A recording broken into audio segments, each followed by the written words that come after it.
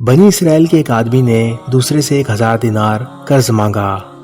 قرض دینے والے نے کہا، کوئی گواہ لاؤ کہ جس کے سامنے یہ رقم تجھے دوں۔ اس نے کہا، اللہ ہی بطور گواہ کافی ہے۔ اس نے کہا، پھر کوئی ضامن لاؤ۔ قرض کے طلبگار نے کہا، ضامن بھی اللہ ہی کافی ہے۔ قرض دینے والے نے کہا، یہ تو بہت بڑی صداقت ہے، اور اسے 1000 دینار تھما دیے۔ وہ قرض لے کر بحری سفر پر روانہ ہو گیا۔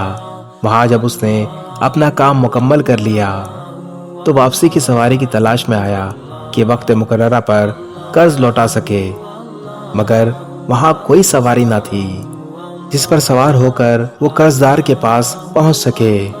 یہ صورتحال دیکھ کر اس نے ایک لکڑی لی اور اسے کریدا اور اس میں 1000 دینار اور ایک رکا لکھ کر رکھ دیا، اور اس کا دہنا کیل لگا کر بند کر دیا، اور اسے 1000 دینار کے مالک کی طرف سمندر میں پھینک کر روانہ کر دیا، اور ساتھ ہی سمندر کے کنارے کھڑا ہو کر کہنے لگا، اے اللہ، تو جانتا ہے کہ فلاں آدمی سے میرا یہ معاملہ ہوا تھا، اور میں نے اس میں تجھے ضامن اور گواہ بنایا تھا، اور وہ بندہ اس پر راضی ہو گیا تھا۔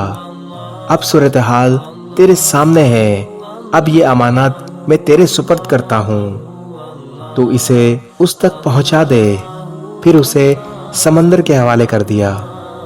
ادھر اتفاق سے وہ آدمی جس نے ادھار دیا تھا وہ سمندر کے کنارے یہ دیکھنے آیا کہ شاید آج کسی کشتی میں میرا قرض دار بھی آ جائے۔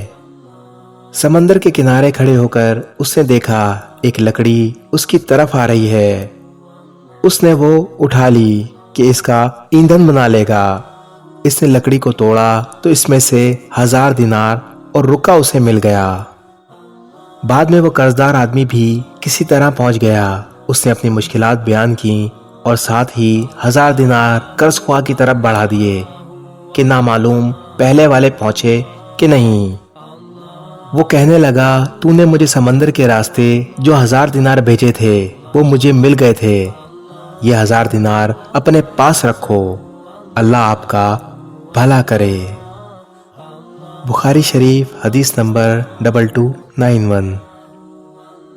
مزید اسلامی معلومات حاصل کرنے کے لیے ہمارا فیس بک page Jamia Islamia Clifton .edu اور YouTube channel Jamia Islamia Clifton official ضرور سبسکرائب کریں۔